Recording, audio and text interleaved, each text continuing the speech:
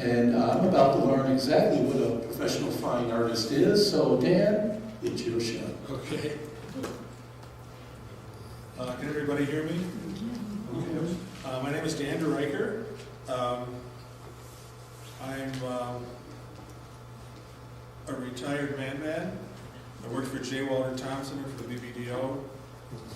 I was an art director and also creative director on the Ford account, the Chrysler account, and the Jeep account. And I'm a painter. Paint a lot of nature, some people, and some more nature. I make woodcuts.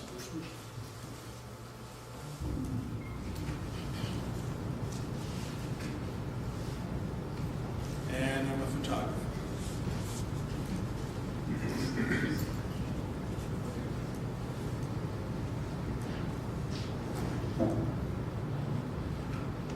So what I'd like to teach today is actually a couple of things. One, I'd like to let everybody know that everybody can be an artist, everybody can be creative if you just let yourself, and you work at it. Today, I'm going to show you some very simple steps to make your photographs look better. Ansel Adams said, you don't take a photograph, you make it. And that's really what I'm going to show you how to do. You're going to take what comes out of the camera, whether it's a raw file, a JPEG, you've already worked on it in Photoshop, and a way to make it better using, I'm going to show you in Lightroom, but you can do the same thing in camera raw inside Photoshop and inside Photoshop elements. The advantage of doing it with a raw file is that you haven't thrown any information away yet. A JPEG is actually pre-processed in your camera. The raw file comes out of your camera with all the information. It doesn't look as pretty because it hasn't been processed yet. But you can do more with it. But really, you can still do a lot with just a regular JPEG. So as I go along, I will identify what is a raw file and what is a JPEG, and you'll be able to see that there's not much difference in what I do to them. So I'm basically going to demonstrate how to make your photos look the best. You'll learn what to do first, what to do next, and the order to do them. You won't learn anything. You won't learn everything about Lightroom, but you'll learn the most important things that make it easy for you to make your photos look better. And when I say photo, I mean it's everything from the most expensive camera that's out there to an old iPhone camera. Actually, I have a photo in here from an iPhone 3G. So it's not a very big file, but it ends up being a very nice photo. So it isn't the camera that makes the pictures great, it's what goes on between your ears. So the other thing that we're going to do along the way is you'll see as I go along, I'm making these easy adjustments, but I'm also making creative decisions. And really that means I'm using my own personal taste. And I think that everyone else has a very high taste level as well. You know what you like. So you make the picture look the way you want it to look. That's what this is all about. It's not making the perfect picture, it's making the picture you want. The other thing is, as I go through this, you'll see that this is my way of doing it. If you've got 5 photographers and 5 retouchers together, you'd have probably, each of us would do things in a different order, a different way. whatever works for us. So there is no right way. There's an easy way, and that's what I'm trying to show you. I'm going to ask you to hold your questions until once I've done a couple of demonstrations, then I'll open it for questions, and then we'll kind of hold those, and then we'll go back, and I'll show you some more stuff. So let's get started.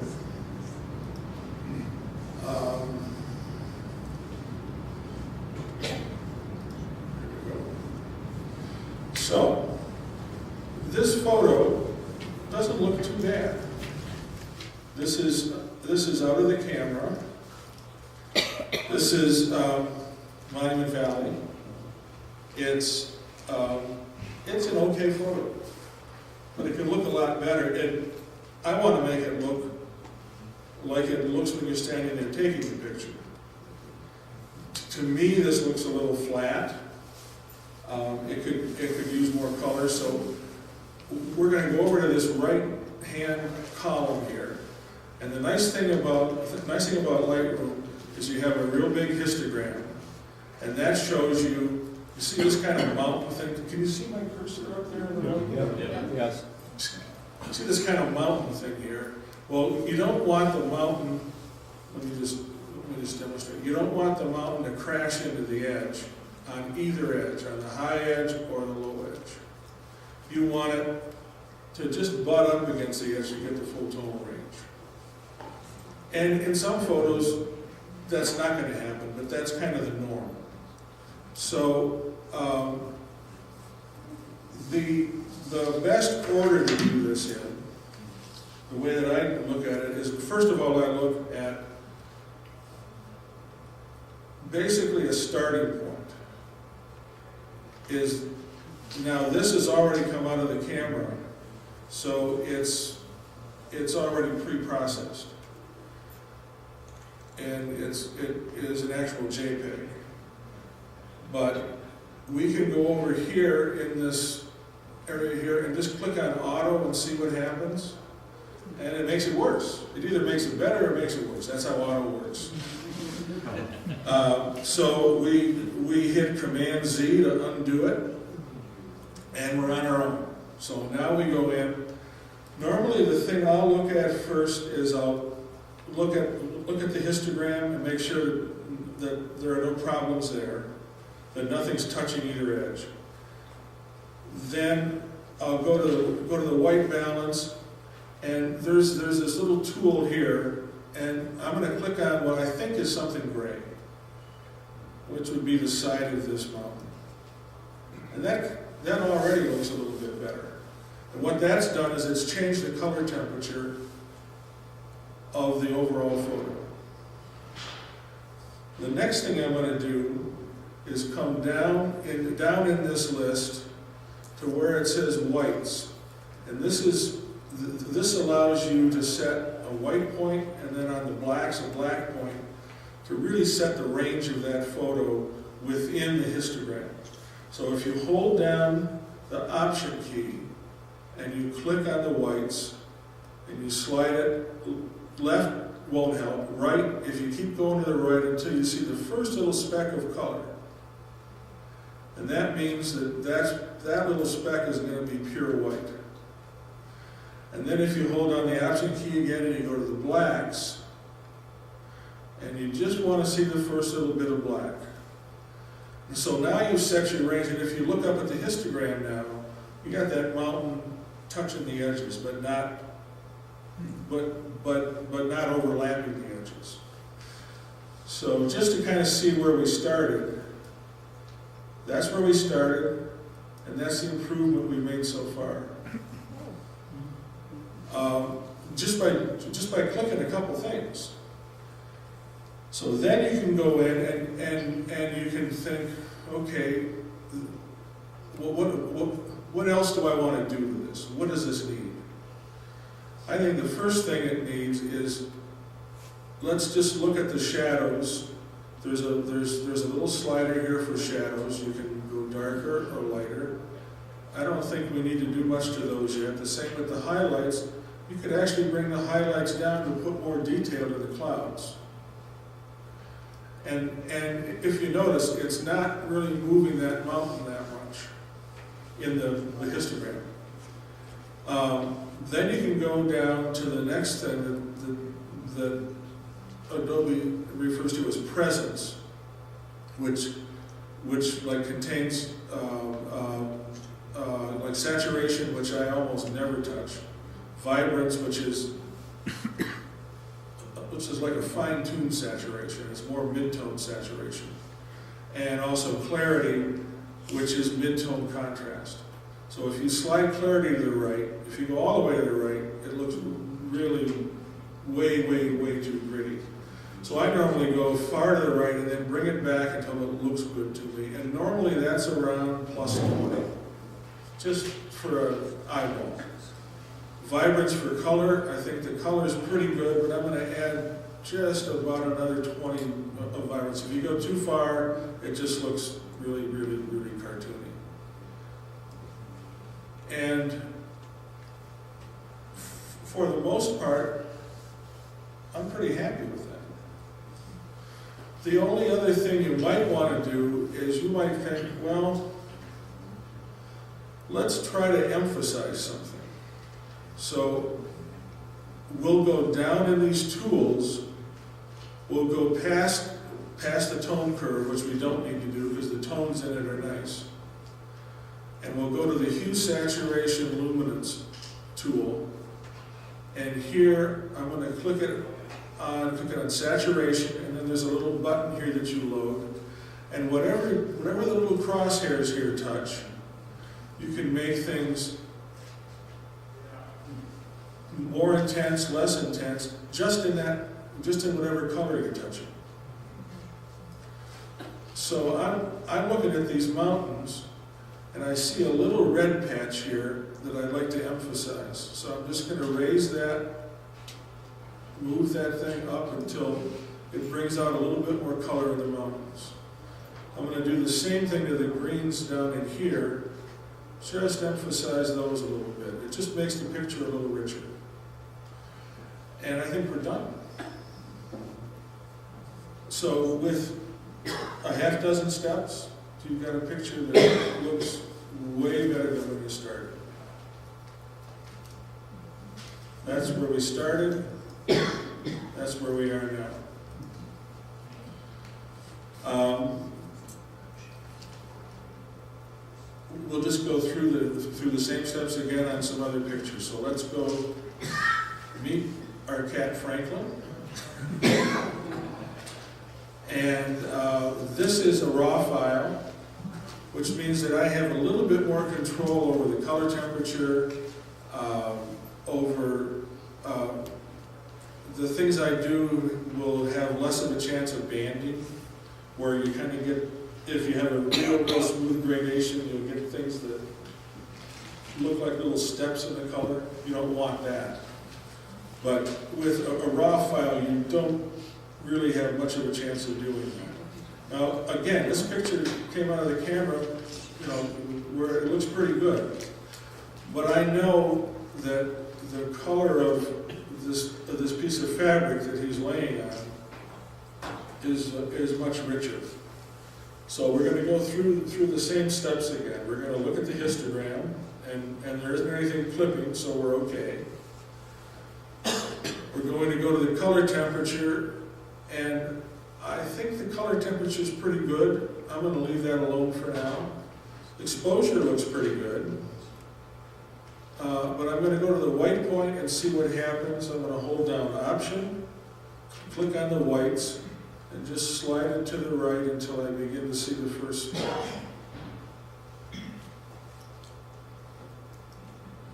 There. And blacks do the same thing. So we've set our white point and our black point. But I think this area here, now that we set the white point, looks way too light to me. So I'm going to go up to the highlight part here, the slider, and slide this to the left until it brings more detail back into there. I don't think we need to do anything to the shadows, they look just fine. We could go to clarity and see what that does, if that helps it. And I don't think we need that. Vibrance is like an easy, kind of a mini way to adjust color. That helps a little bit. And then we're going to skip past the tone curve. And we're going to go to the hue, saturation, luminance thing again. I think that I still want to do more with this piece of fabric.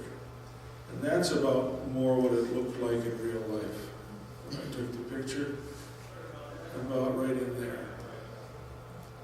So again, with 1, 2, 3, 4, 5, 6, 7, with 7 simple adjustments, the picture went from there to there.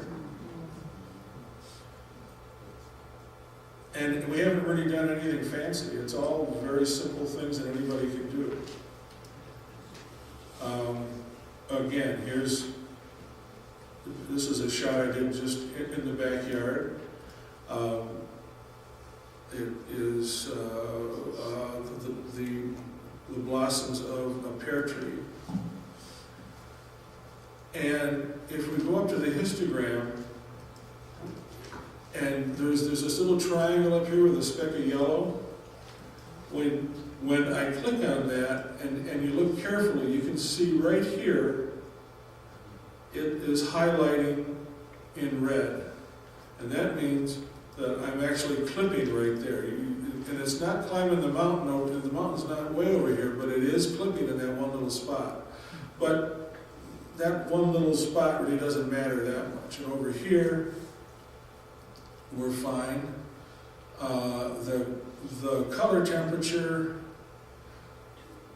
I think is like too yellow, but I'm just going to go inside the flower. It isn't exactly gray, but it's close. That gets you an awful lot closer to where you want to be. So we have changed the color temperature, and then exposure looks pretty good. We've set the white points and the black point. We will go to clarity and move that a little bit. Going a little bit more than normal. And vibrance, we can go more.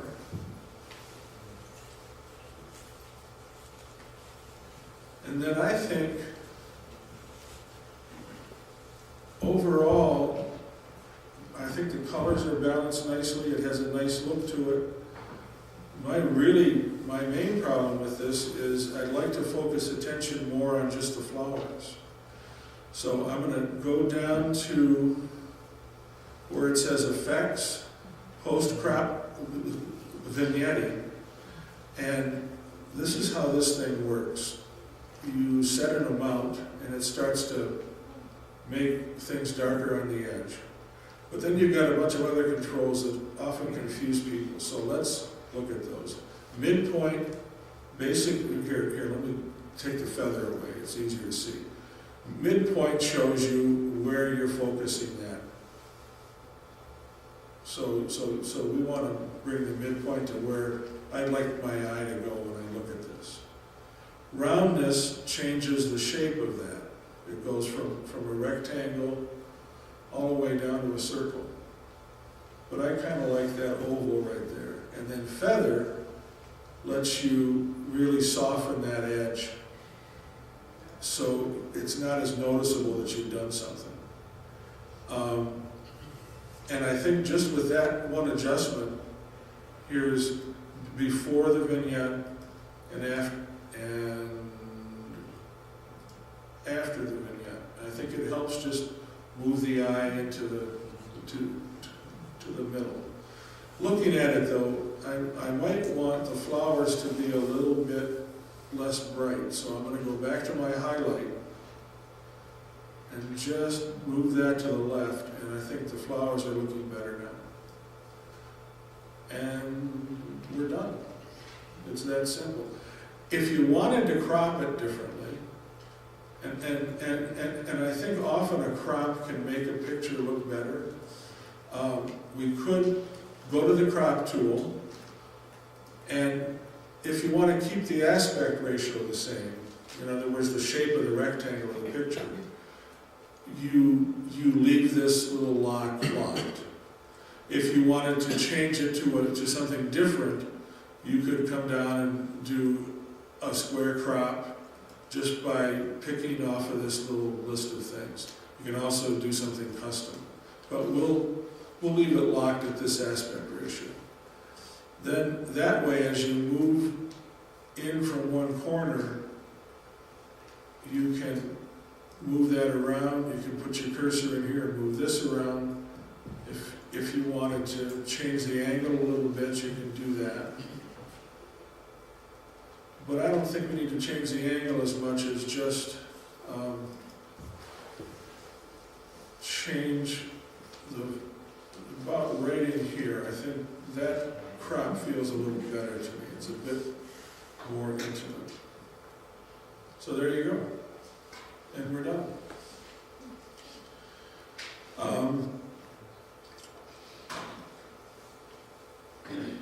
The next one is a shot that I took through a window in the house. I liked the light on what the light was doing to the curtains.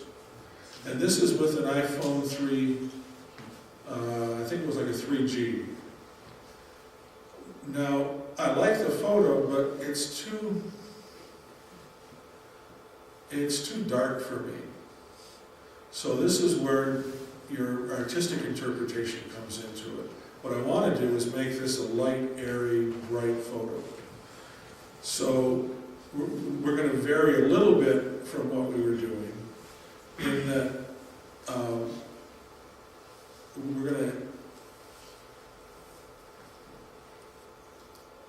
we're going to end up changing the exposure of it quite a bit. But first, let's take a look at the color balance. I think the white balance, let's go in, and I know that this little strip here ought to be gray, so that right off the bat takes it off of that greenish cast.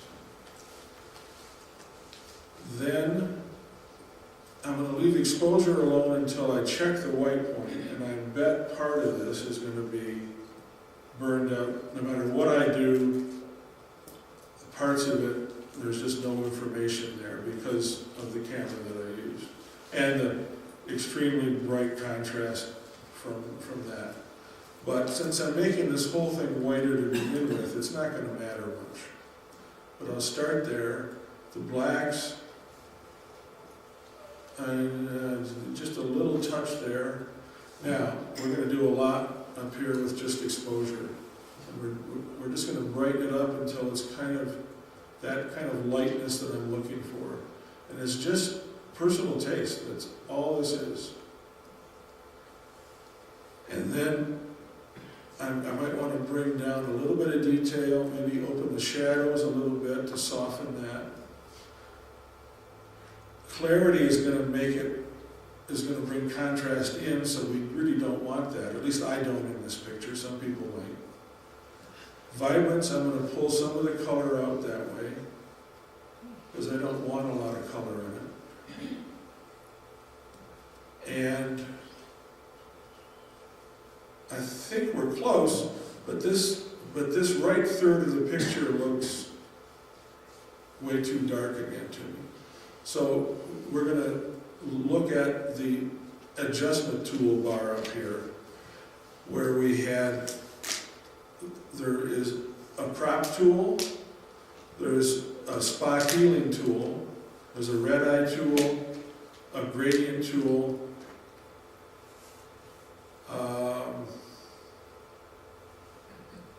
this is a radial filter tool, and the adjustment brush tool. We're going to go to the gradient tool. And when you highlight that, a whole panel drops down that lets you change tint and color and everything that it almost replicates what the other tools do to the whole picture. This only affects the area that this tool is covering. So I'm going to click and drag and set a gradient that you can move left and right. You can make it by like clicking on the outside, you can make it wider, narrower. And you can change the angle of it by going to the middle of the three lines. And it changes where the gradient goes. So we're going to start there. And then I'm going to bring my exposure up even more in there. Just to get that, I'm going to bring the saturation down so it matches the rest.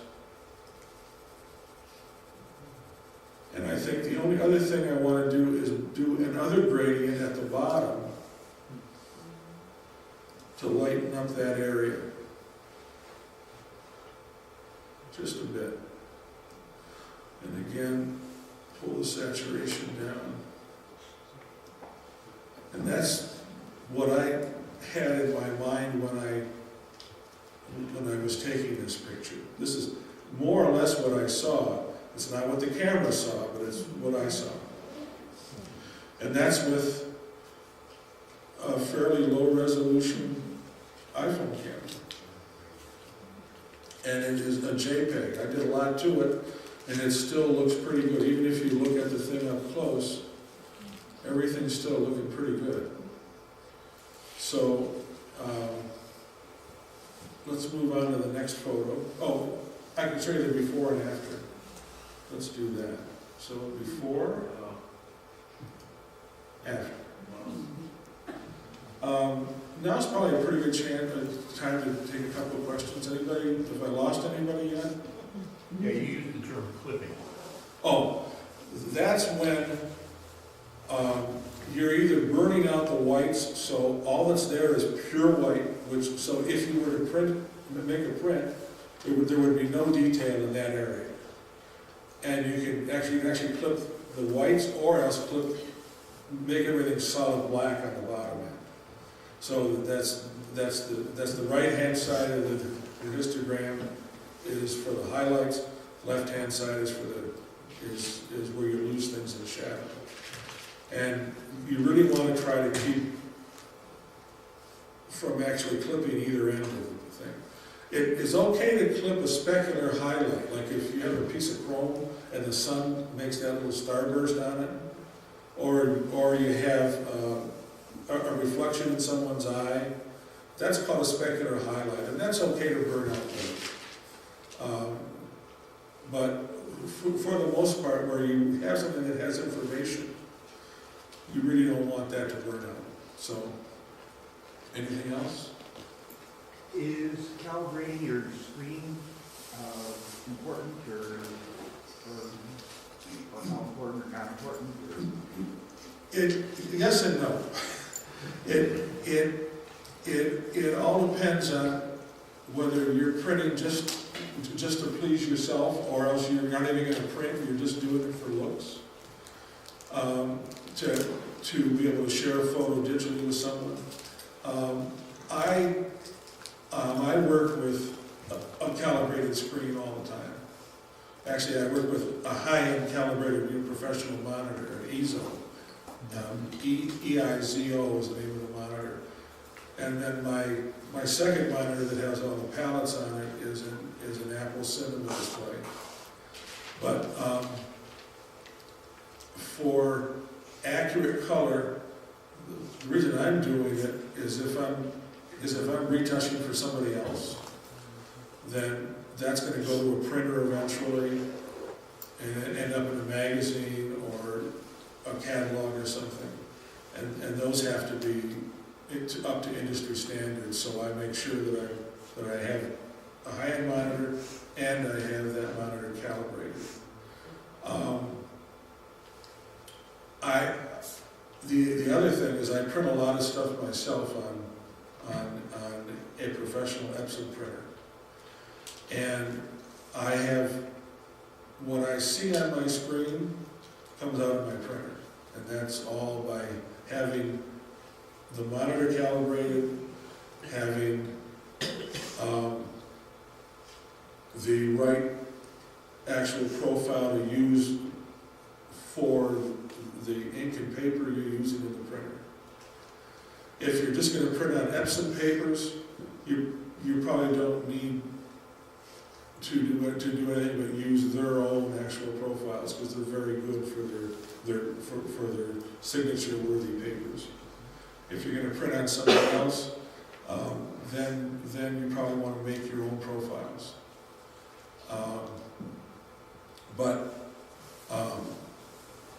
What I think most people are shocked for the first time they actually calibrate their monitor is when they get it calibrated, they realize it's like way less bright than it comes from Apple. So often when people are working on a file and then they print it and they say, oh, this is such a dark print. Oh, it's because the monitor is so bright. So that, hope that answers your question. If you want to know more about how to calibrate, maybe I could do that at like another session like this. I think the issue I was trying to bring up was whether it's important or not important to have it calibrated for whatever you happen to be doing, which is, I think, what you answered. Yeah. What calibrated program do you recommend? I'm using the Color Monkey. I've used a lot of others. I kind of like that one the best. You can spend a lot more and use the i1 Professional or the.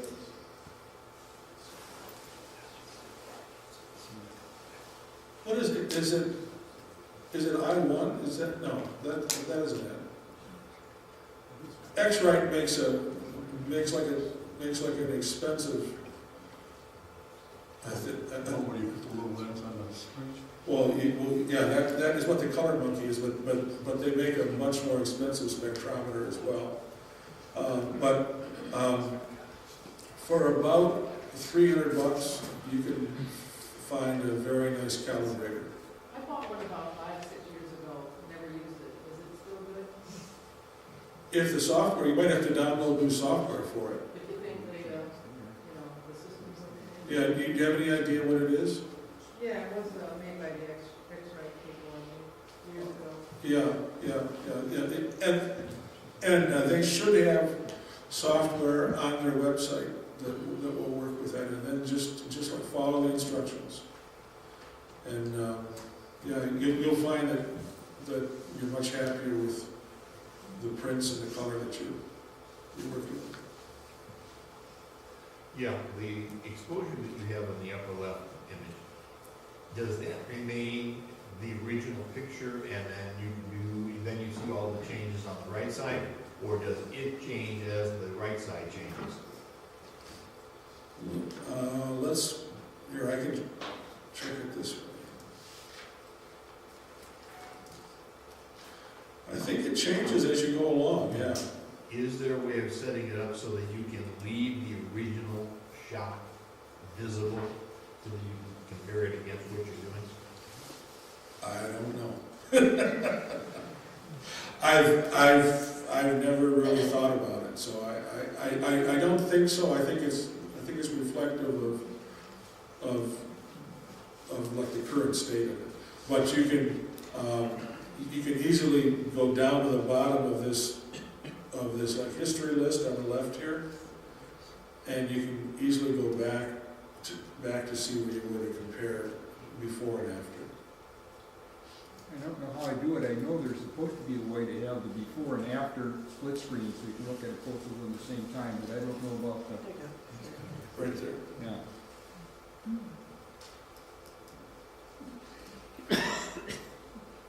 And it's just down at the bottom here. There's two little side-by-side things. Okay, you want to move on? Oh, I got one more. Oh, I'm sorry.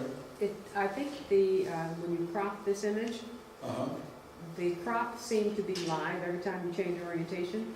The crop was live, but then Yes. that kept, okay.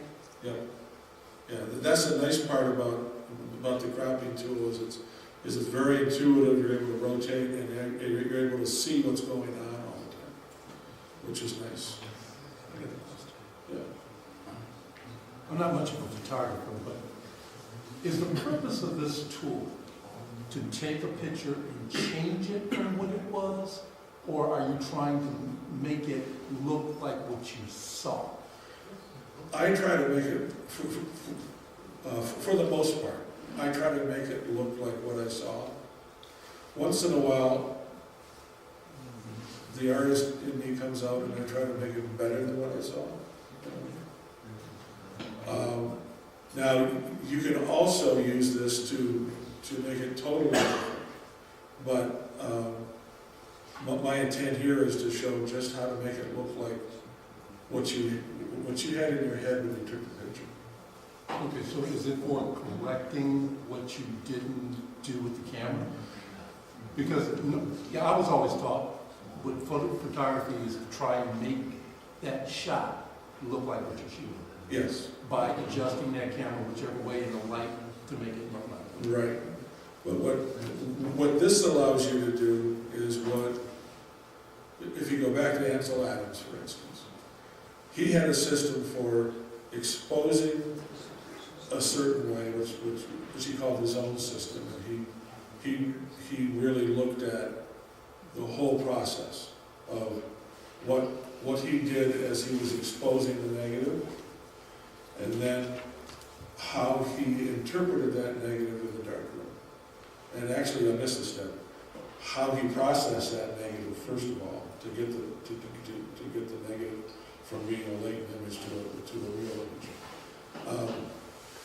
And he actually referred to the negative, and in our case, the digital file, as the composer's score.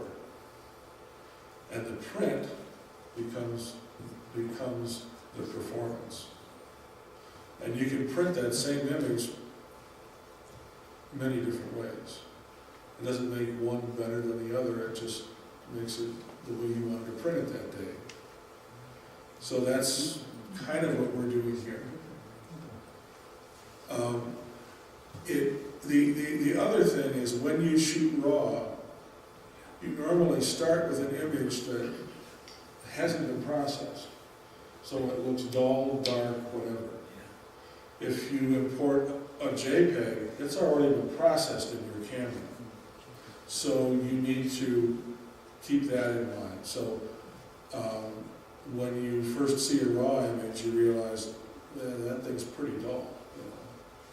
And then as you move on, you can find, you can interpret that thing any way you want. But I always use what did it look like when I was standing there as a basic guide.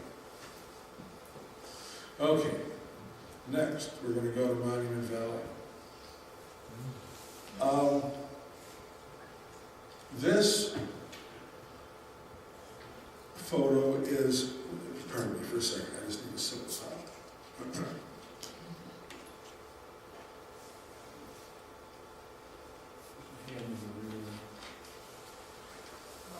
One thing I want to add is if you're an artist or even an artist with a photograph, you can adjust things and make it abstract.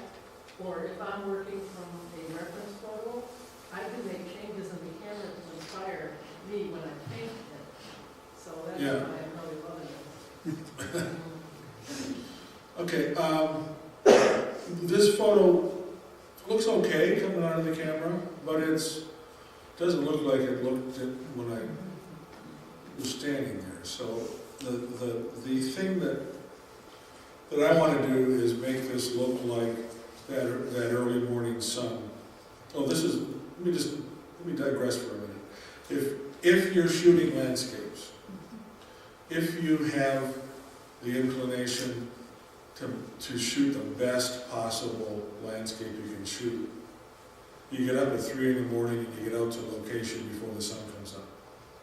Or you're out there waiting until the sun has gone down, just about to go down. Because that's when the light's most beautiful. And it's when the contrast ratio is down enough that you can capture that whole range of tones. Almost every car advertising you see, almost every photo of any car you see is shot at sunrise or sunset. For that very reason. So anyhow, get up early, get out there and the sun's gonna come up and make these nice long shadows, which really makes landscapes really work nicely. So we're gonna start with the same thing. We're gonna go to auto and see what that does. It helps a little bit. So we'll kind of start there. It still isn't where I wanted it, but it got it closer. I think the color balance is okay. I don't think we need to change anything there. Looking up at the histogram, we have a lot of latitude either end, so that's safe. So I would go down to the white point, and we'll hold down the Option key, and we'll slide the whites until just beginning to see that little speck right there. That's your question. When you hold down the Option key, are you touching the picture with your mouse? Or? No, did you see the slider over here on the right, in the right-hand column? There's a thing there called whites, and that's the thing I'm moving. So you don't have to touch that certain part of the No. picture? No. Then the same thing with the blacks. You hold down the Option key, and you slide that to the left until you get your first little speck, which is in the foreground here, lower left-hand corner.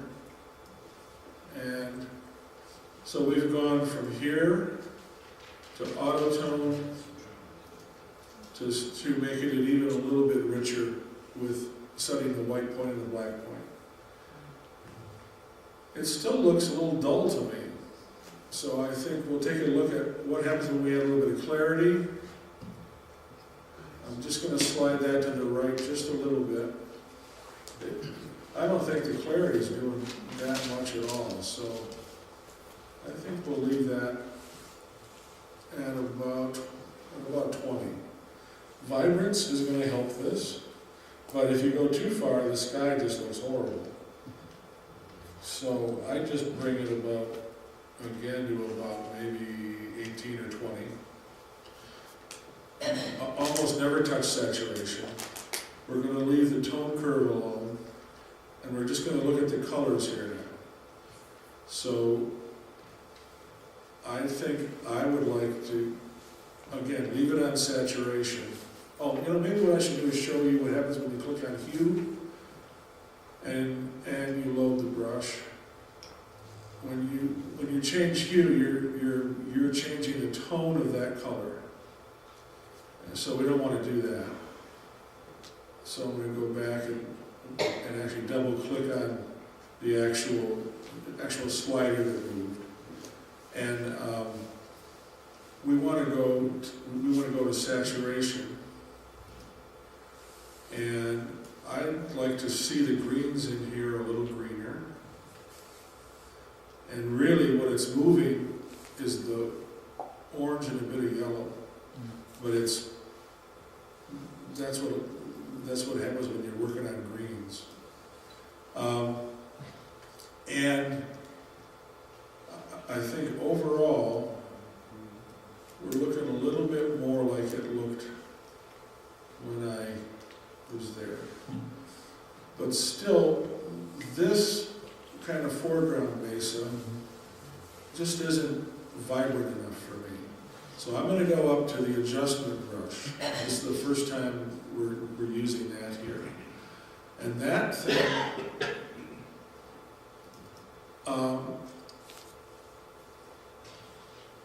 you can set it on auto mask down here, which basically lets you keep the area that you're affecting within the border of what you're painting.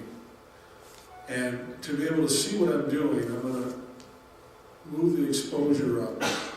It will look real weird now, but we will go back and we'll actually change exposure.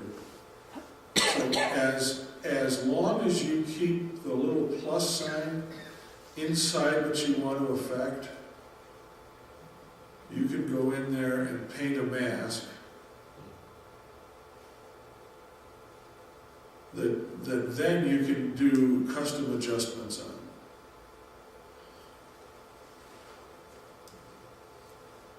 So that's basically what I've done here. Let me just clean up the edges a little bit. And if you go over, let's say we go over here, you can click on the option button and it will change your cursor.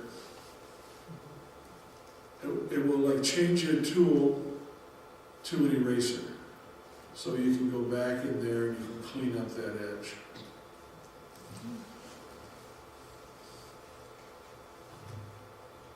Let's just do a little bit more in here. So you can see a little bit better. I'm just adding more strength to what we're doing. And again, go back in here, clean this up. Okay, so now, what I'd like to do is leave exposure where it is. I'd like to bring up the saturation of this thing. And the clarity. And go into the highlights and bring those up a little bit. And open up the shadows just a touch. So now what that's done is we've gone from something that's a little dull to making this thing a little bit more important. And maybe even make that one little area a little warmer. And that's by using the color temperature slider, which only affects that area because we've used the adjustment brush. So now, looking at this, I'd like to have the sky be a little bit more dark at the top. So we can go to the gradation tool. I'm going to change the exposure to a little bit darker here. It'll probably be too dark, but we'll start there. Click, drag down, and you can get a more dramatic sky. To make it less intense at the top, you pull up on this top little thin line, and then you can adjust this any way you want. You can also come in and just adjust the highlights or the shadows, and you can do those separately right here. But I think this just helps kind of focus your eye down on the important part. And so that looks pretty good. So we're done with that tool. The only other thing we might want to do is use the adjustment brush as a way to paint with some light. So we're going to take the auto mask off, and we're going to change the flow from 100% to about 50%. Think of flow as like turning on a hose full blast or less. We'll have it 100% feathered, and then I just want to paint in just a little bit of light, just on the side of this thing. And for some reason, this foreground seems to need just a little bit of a kind of like a path to get there. So I'm just painting in just a little bit of light in the foreground. And if you don't like it, you can then go back and erase it. So I think we're done with this.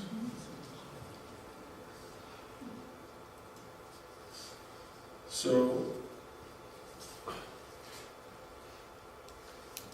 that's before and after. Just richer, And you could do more and more and more to it. You could probably make it look horrible if you kept going. Part of the process is knowing when to stop. So then the next one, this is a bridge down around Zug Island downriver. And again, the picture isn't bad, but it could be a lot better. This is a raw file, and can start looking at the histogram. Some of nothing's actually burning out.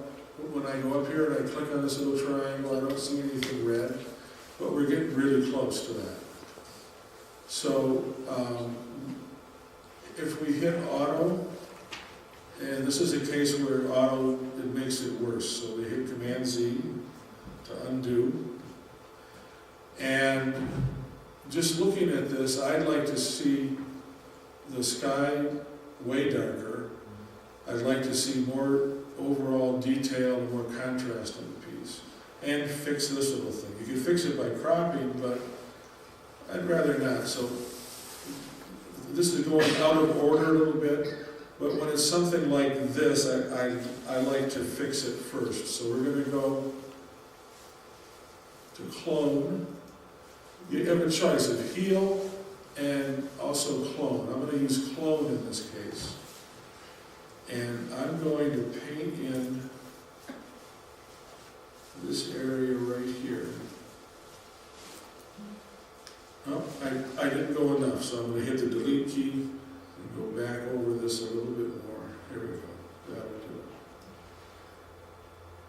So then, this should let me just move this around until I find a spot on here that matches up. And there you go. It's not exactly right. Let's just see.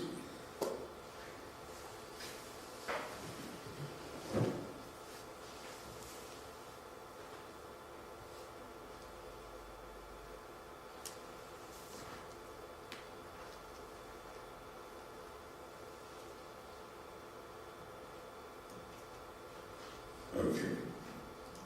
For our purposes, it's actually close enough here. Let's just see if I can fix this. No, it's not going to let me. Okay. So let's go to, let's bring,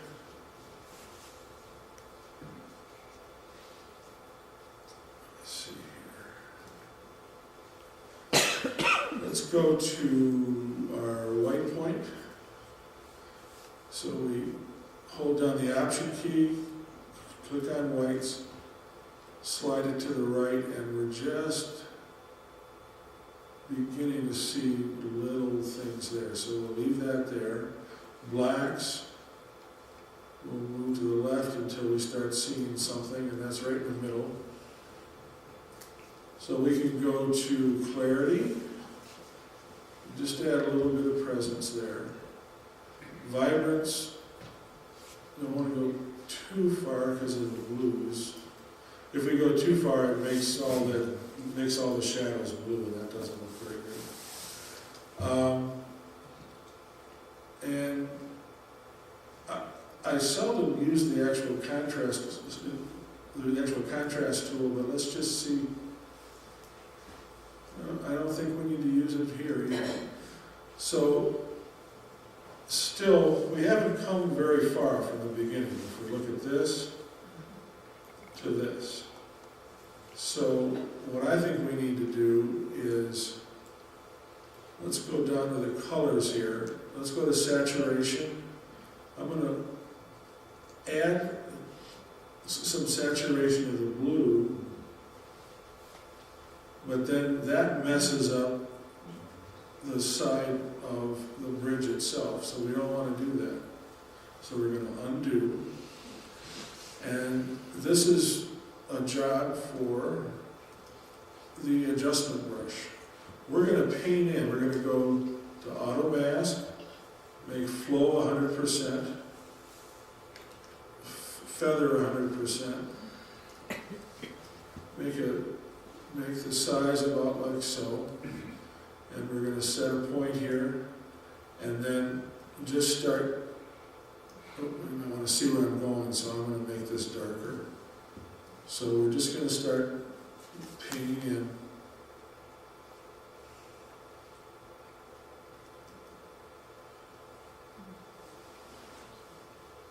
And make this more intense color in here. I went over so I can hit the Option key clean that up. Go back to here.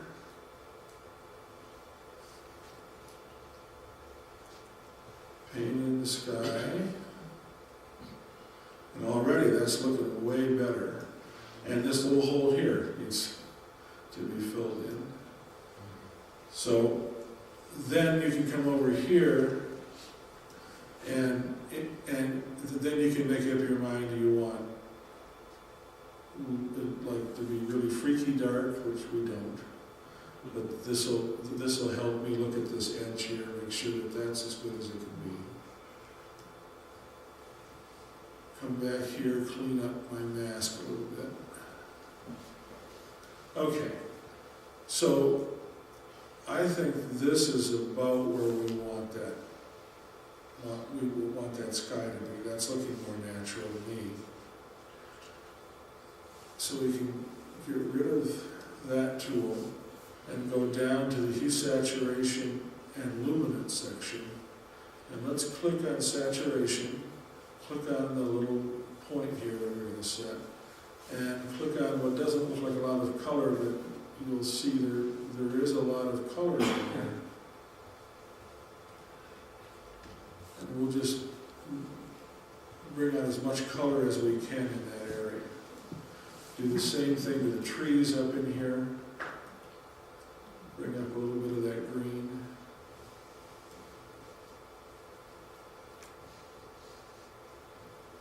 And I think looking at this, I might want to crop this a little bit. I'm going to bring this in.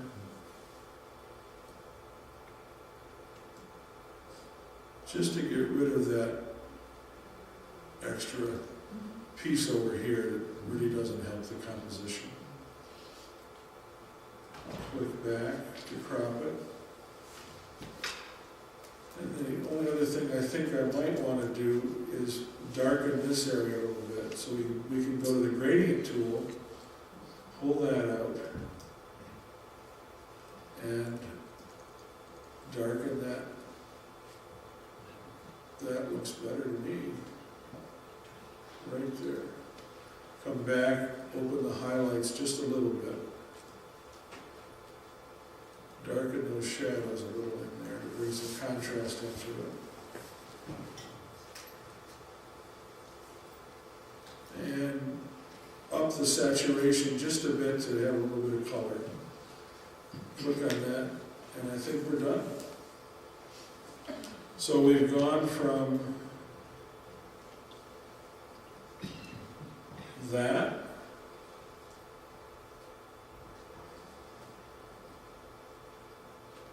to that. Now we've learned a couple of other tools along the way, but once you use those a little bit, you'll find that they're real easy to use, and you kind of intuitively begin to know when you need to go to those, because it becomes a tool that will accomplish what you want to do. Dan, Yeah. you're doing a demo right now. Do you normally do this with a mouse, or do you use a tablet? Either one. When I'm working in Lightroom, it's easy to use a mouse. When I'm working on something that's more that requires more fine detail, then we use a tablet with a stylus. But with most of this stuff, you're doing things without having to be super precise. And again, because AutoMask helps you a lot. Here's a way to see what is being affected. If you go over here and you hold your cursor, it only works with this tool. That's right. If you hold your cursor over it, you can see the mask, and so you're really building a nice, precise mask as you go along. Calvin, for your next question, can you make it so we can hear it back here too? Yes, sir. Oh, sorry. Sorry. I asked him whether he used a tablet or he used the mouse when he did his Father's Day. Since you're commenting on the AutoMask, there is a glitch in Lightroom 5. You don't see it so much in landscapes and things, but particularly on faces. The auto mask causes some clumping of the pixels, so you'll get kind of a distracting, like almost like dark dots. Oh, Kind of a workaround until they have that fixed is to actually not use the auto mask when you're in positive mode, paint it in, then use the negative, hold the option key down with, and you can set the option key, the negative or the removal separately. right. So there you use the mask in a negative way and clean up the edges. Cool, thank you.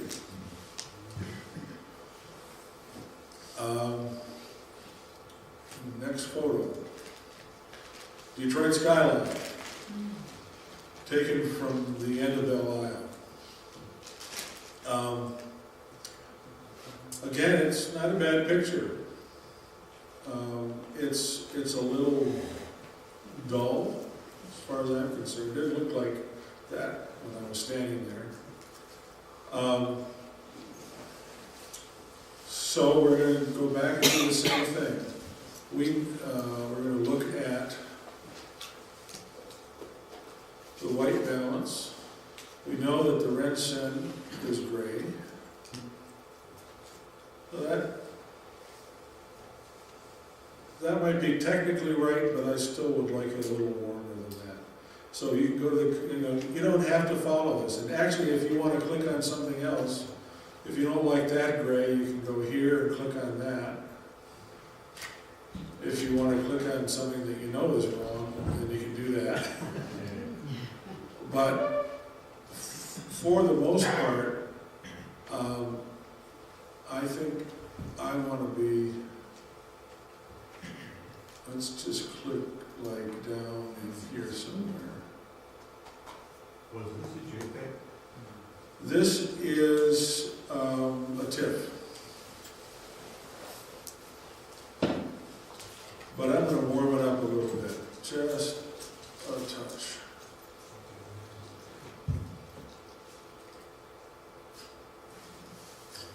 Okay, too much.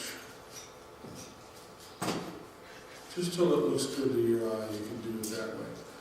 Exposure-wise, you see, we don't have to worry about clipping anywhere, except there is a little warning thing here, so let's see what that tells us. I don't see anything. So, right off the bat, I'm going to go to white point, so hold down the option key, and move it until we get just the little teeny specular highlights down in this horizon, and go to the black point. There we go, right in there somewhere. So that's better already. But again, I'd like to see the sky look a little better,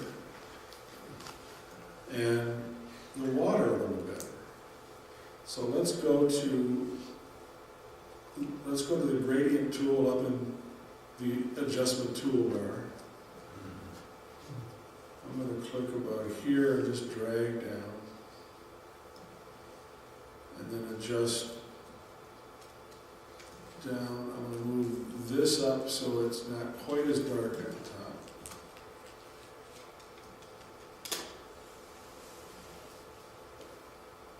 Bring exposure down, and you can also open the shadows a little bit. You have control over that, so we'll do that. We can put a bit more definition in the clouds using the clarity right here, leave saturation alone, and make that just a little darker again. There we go. And then I'm going to do the same thing from the bottom. I'm going to bring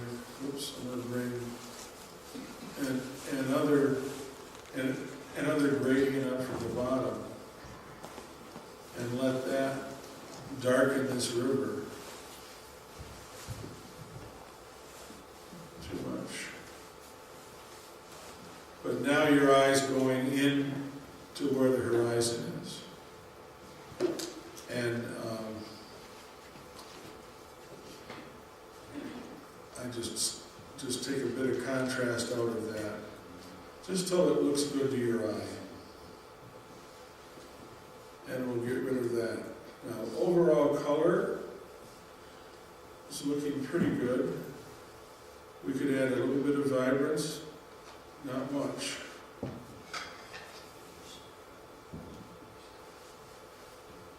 And I just want to see if I can get more color out of these buildings and trees. So we'll go to the hue saturation slider. Go to the green trees.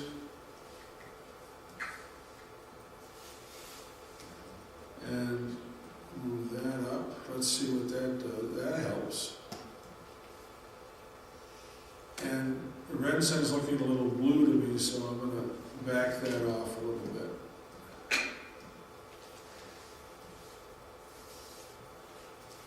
That looks more neutral to me there. And there's a building here with some red on it, so we'll see if we can emphasize that. Yeah, that looks pretty good. I think this is done. So we're going from here to here.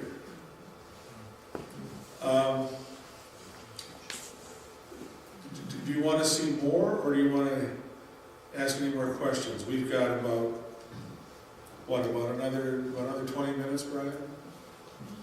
Okay.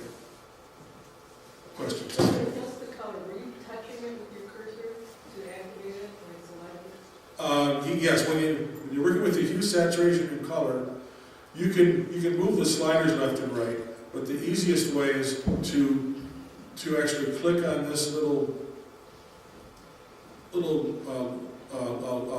button, I guess you call it. Target adjustment tool. Thank you. That you go over and you touch whatever color you want, and you can slide up and down, and you'll see what happens. And then after you're done with the target adjustment tool, thank you, you can you have to click on it again to move on to the next thing you're going to use.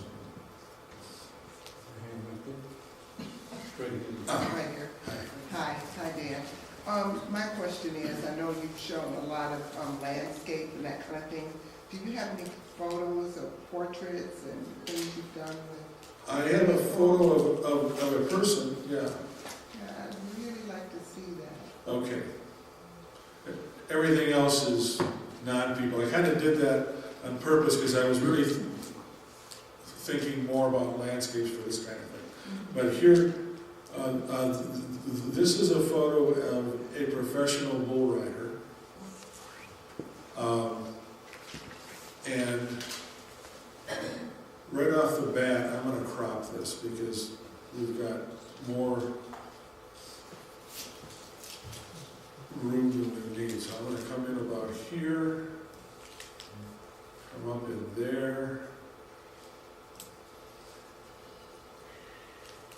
bring this in a little bit.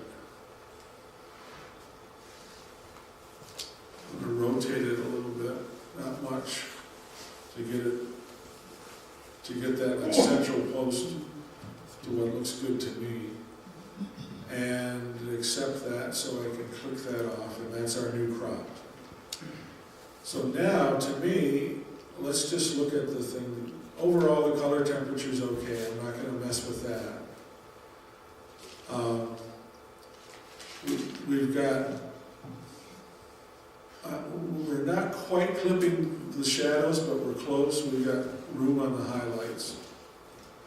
So let's start with setting our white point and our black point. So we go down to the white slider here, hold down the option key again, and there's a little specular highlight right there, so we're going to leave that where it is. Go to the black point, holding down the option key, and right in here, I want to just get the first little, right in there. So that's that. Then I'd like to see, I think this thing should look pretty macho and gritty, so I'm going to add a lot of clarity to it, and look at what that does. It adds tons of detail. And in a lot of instances, it's way too much, but I think it works in this one. And I'm going to add a pretty good amount of vibrance, just to bring out those colors really well. To me, the next thing that needs to be done is I'd like to see his face. So we're going to go to the adjustment brush. I'm going to raise my exposure a little bit off of normal. Leave auto mask on, and just come in and just do his face.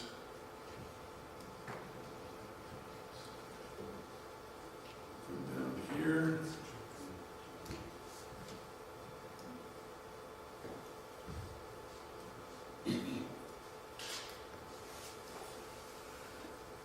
Okay, so let's see how that looks. That looks better because you can see his face underneath the hat now. The other thing I'd like to do is see more of his, even more detail in this wild outfit he's wearing. So you can paint in just any of these things listed here with the adjustment brush. I want to paint in sharpness and also clarity. To be able to see what I'm doing, I'm going to leave exposure up for right now. But I'm going to move the clarity slider up and the sharpness slider up. I'm going to make the brush a little smaller. I'm going to set a point in here and then just start painting just on the spots where I want to get some more highlights out of it. Some more detail.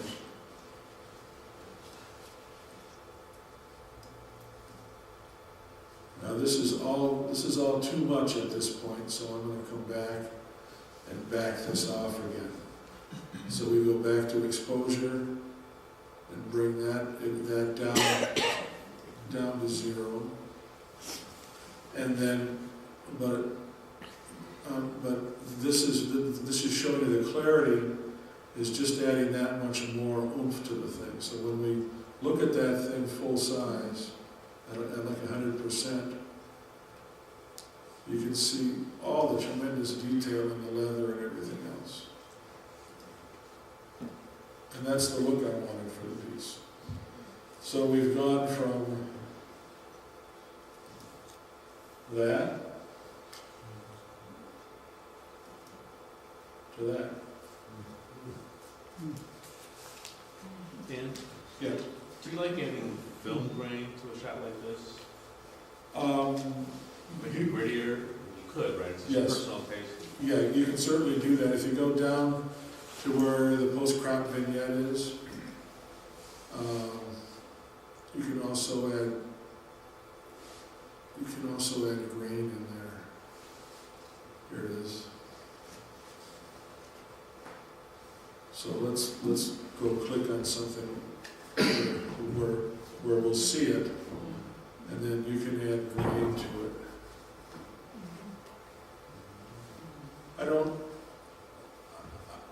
I'll do that once in a while, but I tend not to, because if I have something that I want to hide some flaws, when you add grain, it hides it real well. But if I want to keep things real crisp and pristine, then I tend not to add any grain to it.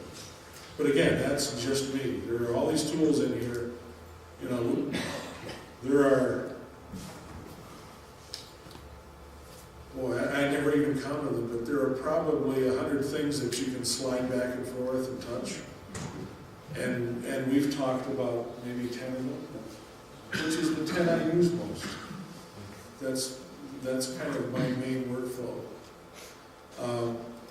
And I think that, you know, if I want to do something, you know, fancy, I might end up taking a photo into Photoshop and working with layers and doing some other things to it.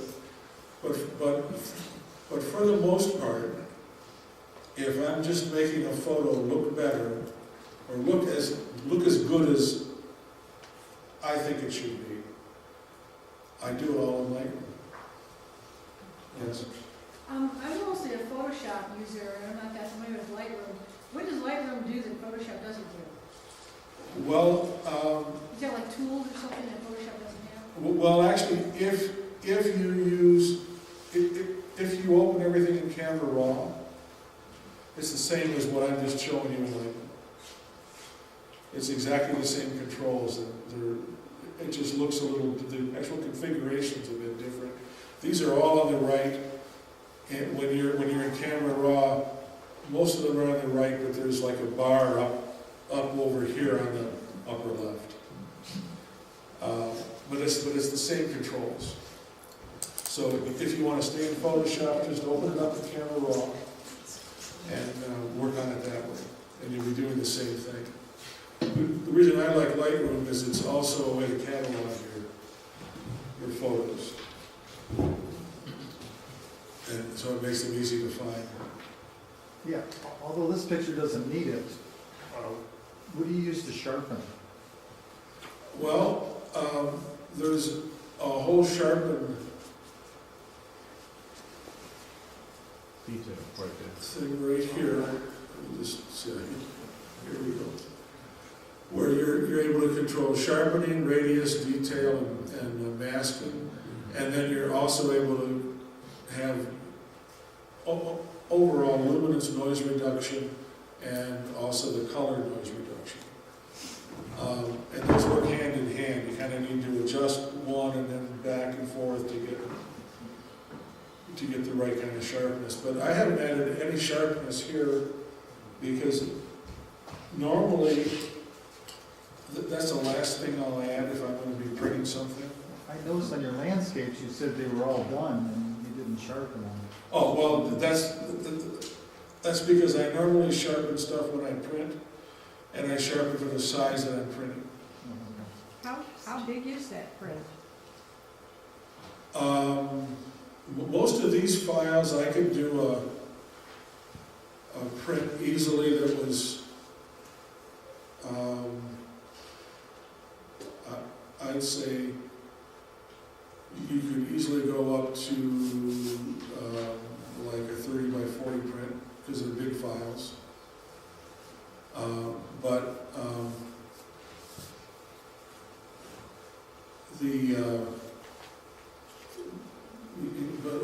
I wouldn't worry too much about that. I think if you, like even this thing here, this was from a very low-res camera, and you could still make a nice print of that at 11/17, something like that. Yes? I have perfect resize. I haven't used it much yet. Could you take that and really blow it up big and perfect resize, and how good would it be? It'll be a little better than in Photoshop, because actually the Photoshop has been much improved over the years for like resizing things. But I think with a lot of experimentation, you really have to experiment with the perfect resize. You can, there are a lot of settings in there that let you basically smooth things out, that as you enlarge things, you pick up artifacts, you're able to smooth those out. So you kind of have to play with those for a while to figure out what works best for your workflow. But yeah, you can easily make a big, huge enlargement of something that looks pretty good. I tend to print most of my prints very high resolution. So, like my printer prints natively at like in a 360 PPI, and that's the size I work on all my files at. And if I need to make the things larger, then I will go to perfect resize. When you're printing, do you intentionally try to introduce any variations from print to print, or try to once I get a print I'm happy with, I will normally save that file and stick with it. But when I'm making, but in the process of printing, I might make 5 or 6 prints to get it where I want it. Okay, but do you intentionally do that for the purpose of exhibiting slight variations so people can have their pick, or? No, I just do it until I'm ready to sign off on it. Okay. Dan, when you say you sharpen according to the size, can you explain that a little more, please?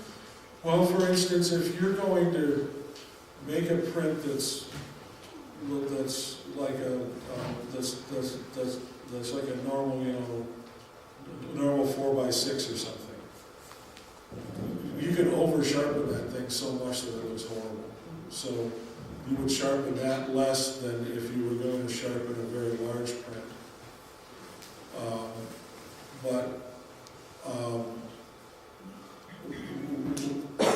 You're also sharpening. One of the nice things about Lightroom is when you export, you're able to control the amount of sharpening there. So you can take your main file and you can purpose that for the web, for a print, for a slideshow, for a movie, whatever you want to use it for, and you can specify when you're exporting it how much sharpening it gets. The other thing that's wonderful about Lightroom that I like, I print everything out of Lightroom rather than out of Photoshop, because Lightroom gives me more control in printing. And you're able to sharpen at the time you print very specifically based on the size that you're printing. So is there a rule of thumb, or just are you going by eye? I would always look at what's on your monitor and make it that much more sharp than looks good to you, because it's going to soften up when it prints. Yeah, could you explain the temperature control, white balance, grid a little bit, what you're actually doing with that? Oh, sure. I didn't understand that. Let's go here, for instance.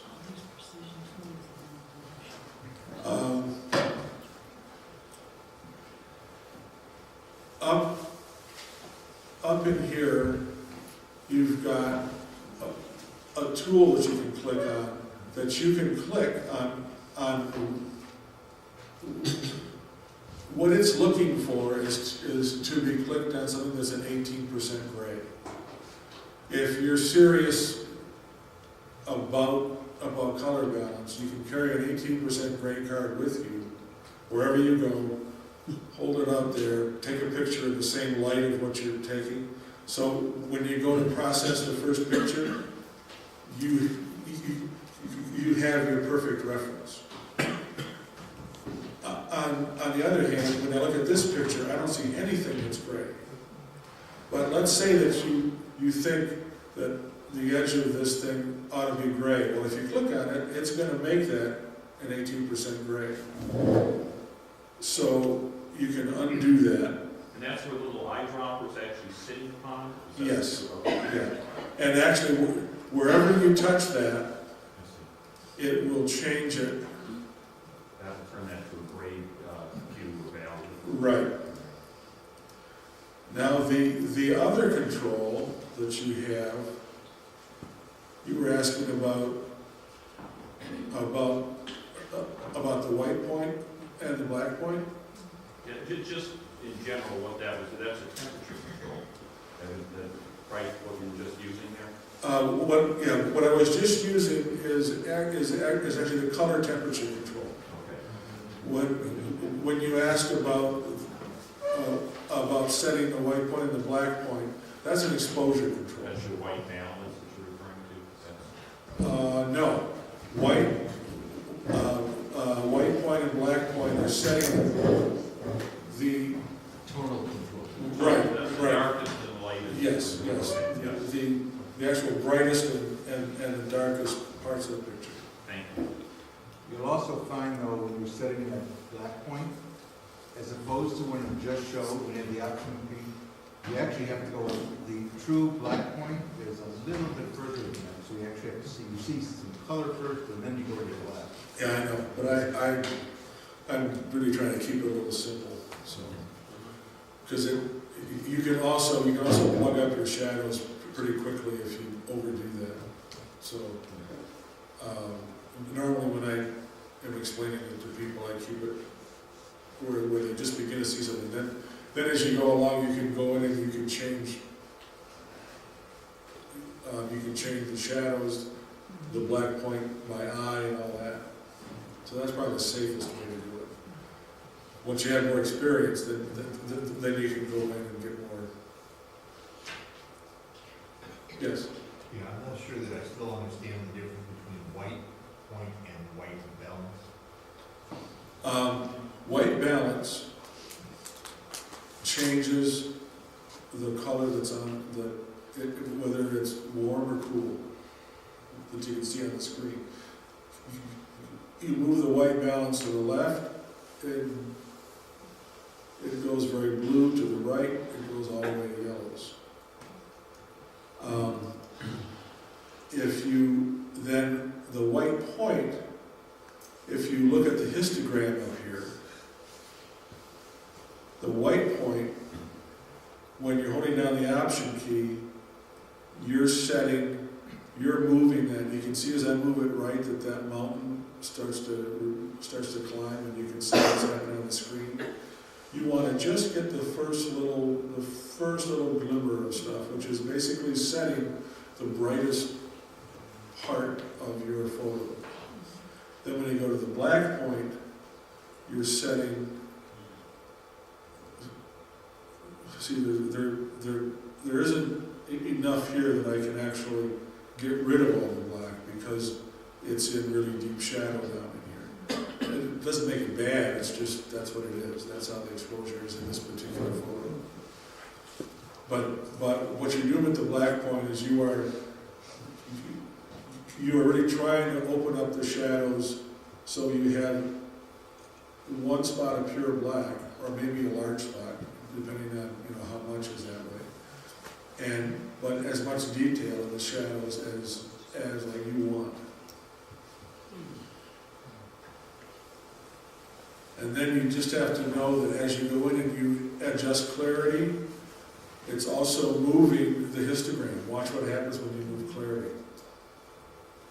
So when you make those kind of adjustments, you need to go back and really kind of keep going back to the histogram to make sure that you're not actually clipping things that you don't want to clip. Because overall the goal is to keep as much information in the file as possible, which will then come out when we make a print. Yeah, when you're doing sharpening, what is the option for being able to have the edges detected so that you can prevent over sharpening?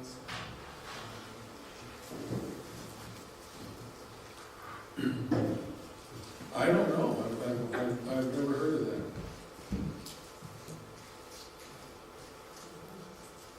You can push down, I think it's the option key when you're pulling some of those sliders, and it turns it to black and white so you can see the detail better. Okay, yeah, let's take a look at that. Under the sharpening module there's masking. So you can actually use...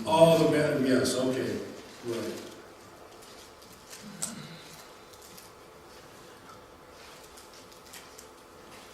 So let's see here.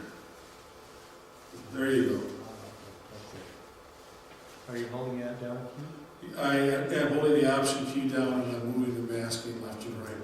If there's no sharpening applied, then the other keys are grayed out beneath it.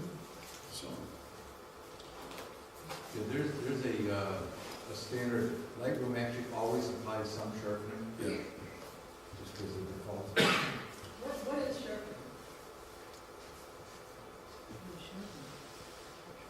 Opposite of dull. Yeah. And from a technical standpoint, I don't know how to describe it other than it is something that finds the edges and it makes those a little crisper. And the more sharpening you add, you actually can go past the edge and you get these white halos and stuff that you don't want. So a little bit of sharpening is good, but there comes a point when like too much sharpening really makes foam. You know? The reason why I'm asking is it used to be called unsharpening, that's why I was. Well, there's a thing called an unsharp mask, which confuses a lot of people, but that's not referred to at all in the Lightroom parlance. So We're gonna have Dan wrap this up right now. yeah, So, I'm all done. So.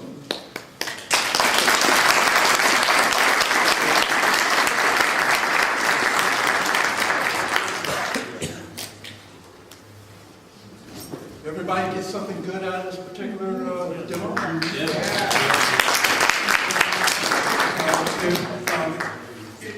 If anybody would like a business card, I've got them